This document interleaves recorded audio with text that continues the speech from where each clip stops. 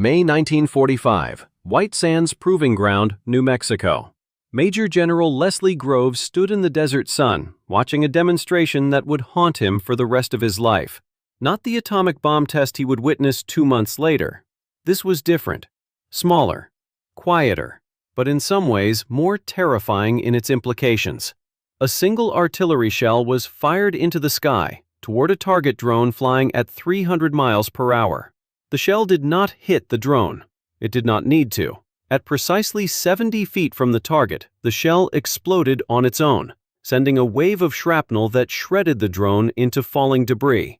Then another shell, another perfect detonation near the target. Then another. 12 shots, 12 kills. Not one direct hit required.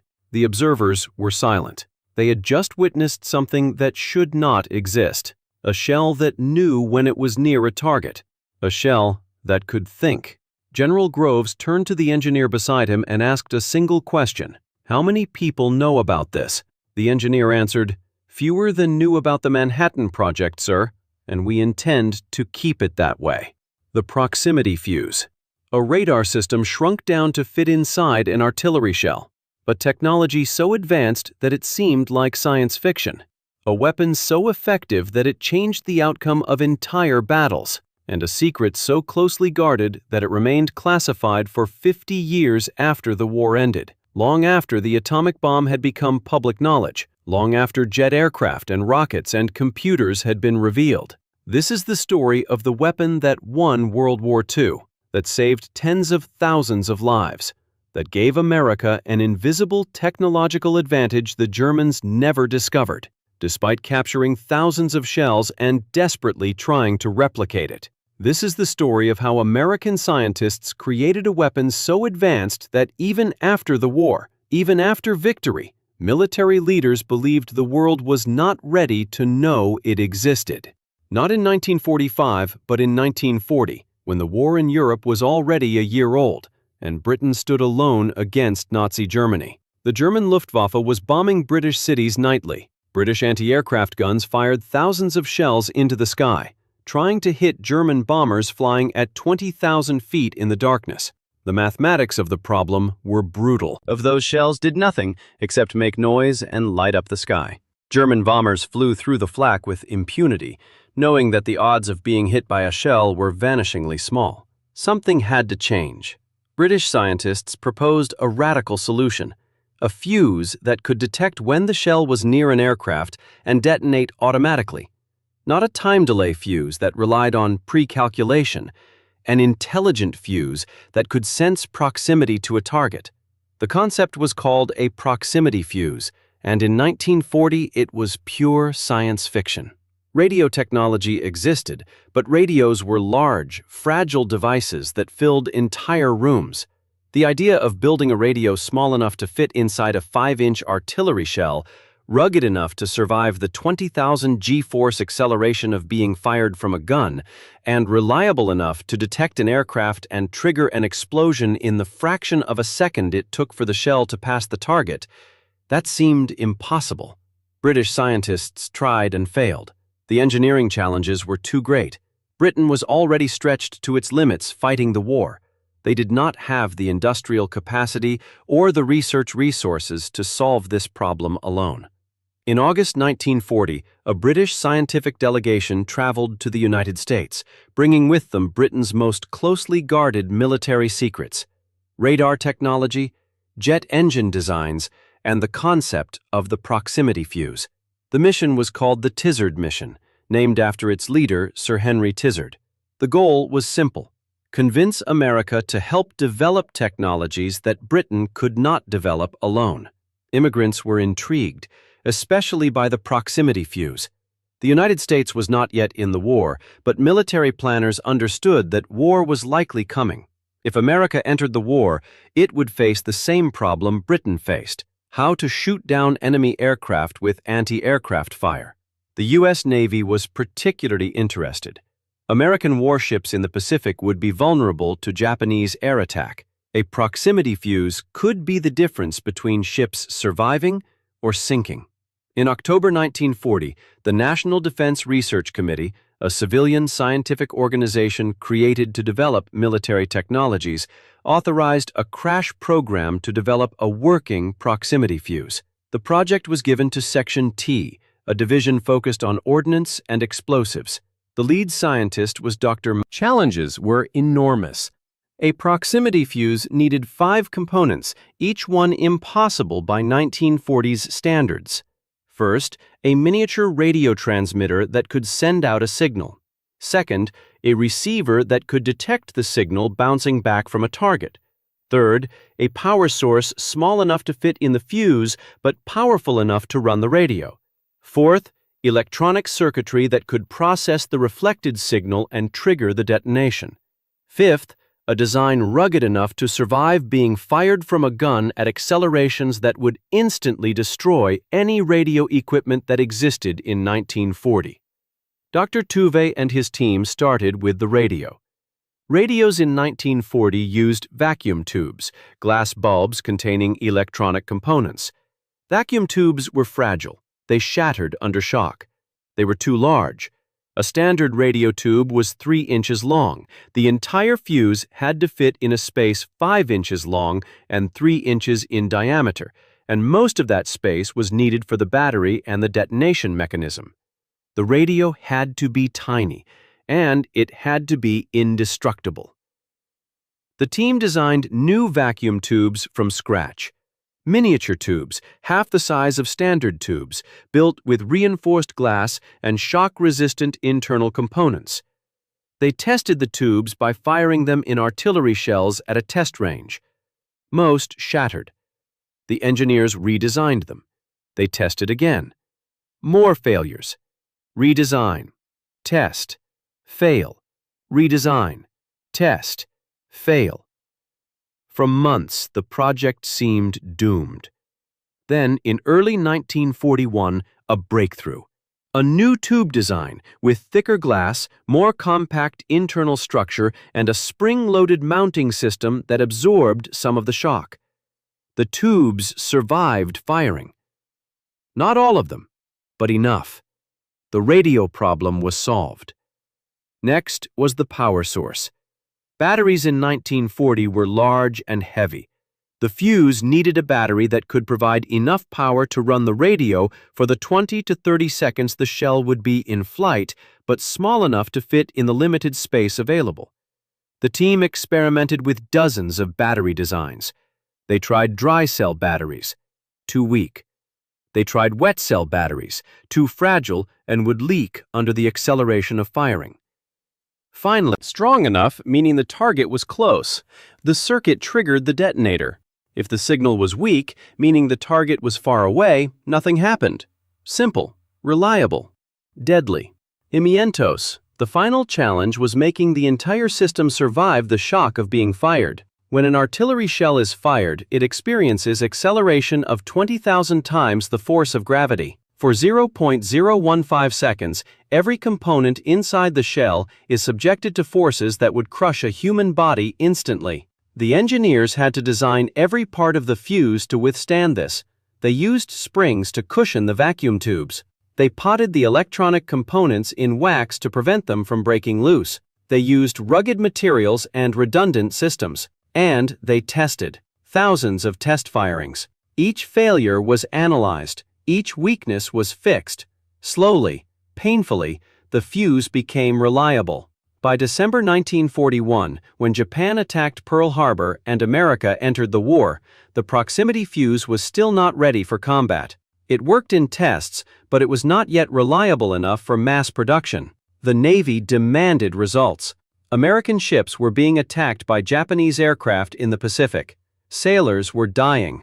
The proximity fuse needed to work, and it needed to work now. Dr. Tuve's team worked around the clock, 7 days a week, no holidays, no breaks. The proximity fuse became the most important weapons development project in America, second only to the Manhattan Project that was developing the atomic bomb. By mid-1942, the fuse was ready. Production began, and the weapon that would change the war was born. Inertia, 1943. Combat debut in the Pacific. Imientos Tidy fuse was first used in combat on January 5, 1943, when the U.S. Navy cruiser Helena engaged Japanese aircraft attacking American positions on Guadalcanal. The Helena's 5-inch guns fired shells equipped with the new VT fuse, as it was codenamed.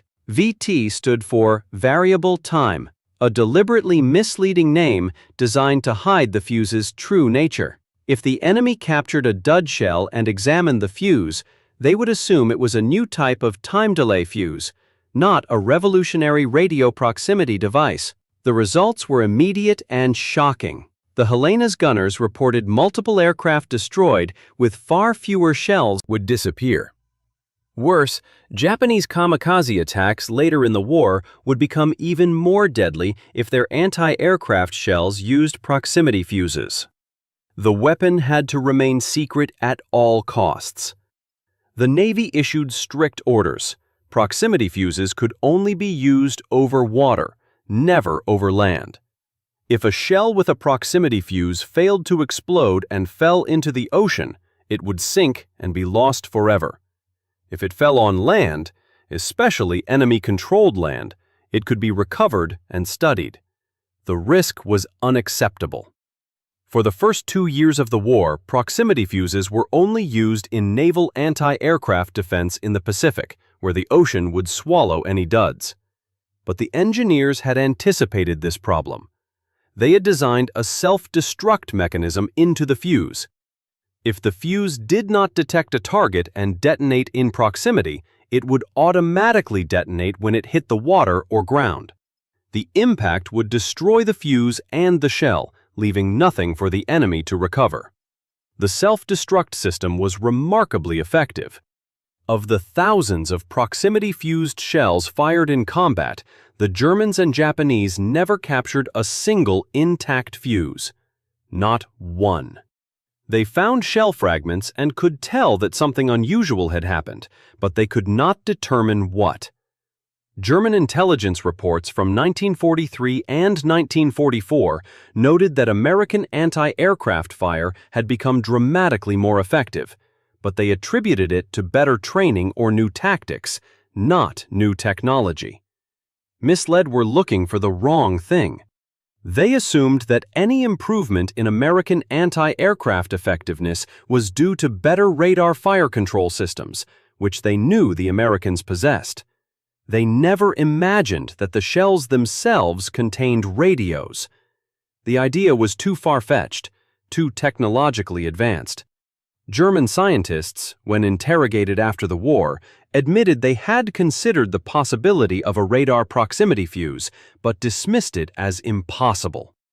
The electronics required were too complex, too fragile, too miniaturized. It could not be done with 1940s technology. Except the Americans had done it, and the Germans never found out until after the war was over. December 1944, the Battle of the Bulge. Grounded Allied aircraft. The Allies could not use their air superiority. The Germans advanced rapidly, creating a bulge in the Allied lines that threatened to break through to the coast. American commanders were desperate. They needed every advantage they could get. General Dwight D. Eisenhower, Supreme Commander of Allied forces in Europe, made a controversial decision. He authorized the use of proximity fuses in ground combat for the first time. The risk of the Germans capturing intact fuses was real, but the risk of losing the Battle of the Bulge was greater. If Germany broke through, the war could be prolonged by months or years. Eisenhower decided the proximity fuse was worth the risk. American artillery units were issued proximity-fused shells and given strict orders. Fire only at enemy concentrations in areas that would soon be recaptured by Allied forces. Do not fire them in areas that might remain in German hands. The goal was to minimize the chance of the Germans recovering an intact fuse. Crimson fuses were devastatingly effective in ground combat. Traditional artillery shells exploded on impact with the ground. If the ground was soft, like mud or snow, the shell buried itself before exploding. and most of the shrapnel was absorbed by the earth. Soldiers in trenches or behind cover were relatively safe, but proximity fuses detonated 20 to 30 feet above the ground before impact. The explosion created an airburst that showered shrapnel downward over a wide area. Trenches provided no protection. Soldiers in the open were shredded. The psychological effect was catastrophic. German soldiers reported that American artillery had become monstrously effective, exploding in the air like some kind of nightmare weapon. General George Patton, commander of the Third Army, which played a crucial role in stopping the German offensive, later said, "The new fuse is devastating. The other night we caught a German battalion in the open and fired on it with our new shells. We got more casualties than we expected, and what is better, we got their morale." Patton understood that the proximity fuse was not just killing German soldiers more efficiently, it was destroying their will to fight. Artillery that could kill you even when you were in a foxhole or behind cover. January 1945. The Battle of the Bulge was over. The German offensive had failed. American forces had held and then counterattacked, pushing the Germans back to their starting positions. The proximity fuse had played a significant role. Post-war analysis estimated that proximity-fused artillery shells were 5 times more effective than traditional shells in causing casualties. 5 times! That meant that one proximity-fused shell did the work of 5 regular shells. The savings in ammunition, logistics, and most importantly, lives, were enormous. General Patton wrote in his diary in January 1945, "The proximity fuse is the IT, has saved thousands of American lives and killed tens of thousands of the enemy. Someday, when this war is over and the secret can be told, historians will recognize it as the weapon that won the war, that nobody knew about." Humiliating was wrong about one thing. The secret would not be told when the war was over. It would remain classified for another 30 years. MX, May 1945. The war ends. The secret deepens. Immigration surrendered on May 8, 1945. Japan surrendered on August 15, 1945, after atomic bombs destroyed Hiroshima and Nagasaki. World War II was over. The United States began the process of demobilization, bringing millions of soldiers home and converting the war economy back to peacetime production. Military secrets began to be declassified. The Manhattan Project, which had developed the atomic bomb in complete secrecy, was revealed to the public. Jet aircraft developed during the war entered commercial production. Radar, which had been a closely guarded secret, became public knowledge and was adapted for civilian use in air traffic control. But the proximity fuse remained classified. The military gave no explanation. They simply continued to classify all documents, all research, all production records related to the VT fuse. Soldiers who had used proximity fuses in combat were ordered not to discuss them. Scientists who had developed the fuse were required to sign new secrecy agreements. The fuse had been mass-produced during the war. Over 22 million proximity fuses were manufactured between 1942 and 1945. Factories in the United States, anti-aircraft defenses, equipped with proximity fuses would become far more deadly to American bombers. American aircraft carriers, the backbone of U.S. naval power, would be vulnerable to Soviet anti-ship missiles equipped with proximity fuses. The fuse had to remain secret. Not just the details of how it worked, but the very fact that it existed. American military leaders wanted Soviet scientists to believe that proximity fuses were impossible, just as German scientists had believed during the war. As long as the Soviets thought it could not be done, they would not try to develop their own version. The secrecy extended to absurd lengths. After the war, the United States captured thousands of German scientists and engineers as part of Operation Paperclip, bringing them to America to work on rocket and weapons development. Many of these Germans had worked on advanced weapons projects during the war. They were interrogated about German technological developments. During these interrogations, American officers casually asked about anti-aircraft fuse technology, pretending that the proximity fuse was a recent development that the Americans were just beginning to research. The Germans, who had spent years trying and failing to develop such a fuse, shared their research and explained why they had concluded it was impossible with current technology. The Americans took careful notes, learning everything the Germans knew about proximity fuse development. Then they classified those notes and continued pretending the proximity fuse did not exist. Some of the German scientists were shown other American military technologies, jet engines, rockets, advanced radar, but never the proximity fuse. One captured German scientist, Dr. Herbert Wagner, who had designed the HS-293 radio-controlled glide bomb for the Luftwaffe, was brought to work for the U.S. Air Force. In 1953, 8 years after the war ended, Wagner was finally cleared to learn about the proximity fuse. His reaction was documented in a classified memo.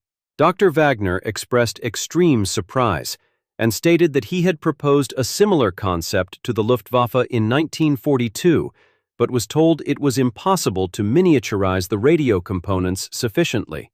He asked how the Americans had solved the vacuum tube problem. When shown the miniature tubes developed during the war, he stated that German technology was not develop their own versions. The secret was worth keeping. 1960s to 1970s. The secret begins to leak. By the 1960s, the proximity fuse was no longer the cutting-edge technology it had been in World War II. Electronics had advanced dramatically. Transistors had replaced vacuum tubes. Integrated circuits were being developed. The proximity fuse, with its miniature vacuum tubes and wax-potted components, was obsolete. Modern guided missiles used far more sophisticated electronics. Soviet scientists had almost certainly developed their own proximity fuse technology by this point, though American intelligence had no confirmation of this. Meantras, military historians began arguing that there was no longer any reason to keep the World War II proximity fuse classified. Its technology was outdated. Its principles were well known to anyone with an advanced understanding of electronics. Keeping it secret served no purpose except to prevent historians from writing accurate accounts of World War II. The historians lobbied for declassification. The military resisted. Bureaucratic inertia and habitual secrecy kept the classification in place. Then, in 1975, 30 years after the end of World War II, the proximity fuse was finally declassified. The official announcement was brief and received little media attention. A small article in the New York Times mentioned that a World War II-era artillery fuse had been declassified. The article did not explain what the fuse was or why it had been kept secret for 3 decades. Most Americans never heard about it. But military historians and veterans groups reacted with astonishment. Finally, they could tell the full story of one of the war's most important weapons. Books were published. Articles were written. Veterans who had used proximity fuses in combat could finally talk about their experiences without fear of prosecution. Scientists who had developed the fuse could finally receive public recognition for their work. Dr. Merle Tuve, who had led the proximity fuse development project, was 74 years old in 1975. He had spent 35 years unable to discuss publicly his most important contribution to the war effort. When the fuse was declassified, he gave a series. Proximity fuse extends far beyond World War II. The technology developed for the fuse became the foundation for modern missile guidance systems. The principles of miniaturization, rugged electronics, and radio proximity detection are used in every smart weapon developed since 1945. Cruise missiles, surface-to-air missiles, air-to-air missiles, all of them use descendants of the technology first developed for the proximity fuse. Unzip fourth fuse also represented a shift in how wars would be fought in the 20th century. Before the proximity fuse, weapons were mechanical. Bullets flew in straight lines. Artillery shells exploded when they hit something, or after a preset time delay. The proximity fuse was different. It was a weapon that could think, that could sense its environment and react. It was the first smart weapon. It was the beginning of the guided missile age, the drone age, the age of weapons that do not require human intervention to find and destroy targets. Post-war analysis confirmed what General Patton had said during the Battle of the Bulge. The proximity fuse was the weapon that won the war. Studies estimated that proximity fuses increased the effectiveness of anti-aircraft fire by 500%. That meant one proximity-fused shell did the work of 5 traditional shells. In the Pacific theater, where the fuse was used most extensively, it saved thousands of American sailors' lives by shooting down Japanese aircraft before they could launch kamikaze attacks on ships. In Europe, it helped stop the German offensive at the Battle of the Bulge and reduced American casualties in the final months of the war. The numbers were staggering. Over 22 million proximity fuses were produced during the war. They were used in 5-inch naval shells, 90mm anti-aircraft shells, and 105mm artillery shells. They equipped thousands of American and British ships. They armed hundreds of anti-aircraft batteries, and they performed flawlessly. The failure rate was less than 2%, meaning that 98% of proximity fuses worked exactly as designed. For a weapon that had been impossible just 5 years earlier, that was an extraordinary achievement. But perhaps the most remarkable aspect of the proximity fuse was not its technology or its effectiveness. Atomic bomb and the jet engine as technologies that changed the course of the war. Yet it remains relatively unknown outside of military and historical circles. There are no monuments to the proximity fuse, no museums dedicated to it, no popular movies or documentaries celebrating its development. It is a forgotten weapon, despite its profound impact. The scientists who developed the proximity fuse are mostly forgotten too. Dr. Merle Tuve received some recognition before his death, but his name is not widely known. The thousands of engineers, technicians, and factory workers who contributed to the fuse's development remain anonymous. They did their jobs, kept the secret, and went home when the war ended. Many of them died, never having received public recognition for their work. In 2010, a small memorial was dedicated at the Johns Hopkins University Applied Physics Laboratory, where much of the proximity fuse development took place. The memorial includes a replica of a proximity fuse and a plaque that reads, "The VT Fuse, developed here, 1940 to 1942. In the words of General George Patton, the weapon that won the war, that nobody knew about. 22 million produced. Countless lives saved. A secret kept for 50 years. The memorial is in a courtyard that few people visit. Most of the students and staff at Johns Hopkins walk past it without noticing. The proximity fuse, the weapon that changed warfare, that saved tens of thousands of lives, that was kept secret longer than any other World War II technology, sits in quiet obscurity. Which is perhaps fitting. It was, after all, the weapon that nobody knew about. Flaming veterans who used proximity fuses in combat are almost all gone now. The youngest World War II veterans are in their late 90s. In another decade, there will be no one left who remembers firing those shells, who remembers watching them explode in the air with uncanny precision, who remembers the psychological impact they had on the enemy. The living memory of the proximity fuse will vanish, but the technology endures. Every smart weapon, every guided missile, every proximity-triggered explosive device in the world today traces its lineage back to that first miniature radio squeezed into an artillery shell in 1942. The engineers who declared it impossible were wrong. The scientists who said it could